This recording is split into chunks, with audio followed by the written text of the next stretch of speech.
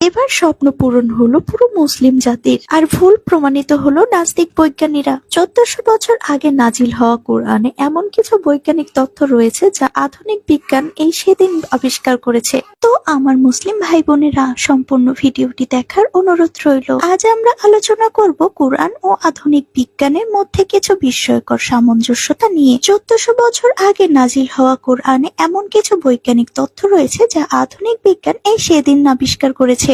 কুরআনের সূরা আম্বিয়ার 30 নম্বর আয়াতে বলা হয়েছে, যারা কুফরি করে তারা কি ভেবে দেখে না যে আকাশমণ্ডলী ও পৃথিবী মিশে ছিল ওতপ্রোতভাবে?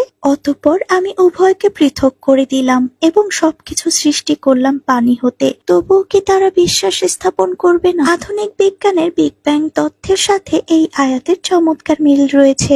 আধুনিক ভ্রূণ তথ্যের গবেষণার সাথে এই বর্ণনা আশ্চর্যজনক মিল খুঁজে পাওয়া গেছে। কুরআনের সূরা ফুরকানের 53 নম্বর আয়াতে লবণাক্ত ও মিষ্টি পানির মধ্যে একটি অদৃশ্য প্রাচীরের কথা বলা হয়েছে এবং তা আধুনিক সমুদ্র বিজ্ঞানীরা বিভিন্ন সাগরের মিলনস্থলে এমন প্রাচীরের অস্তিত্ব খুঁজে পেয়েছে।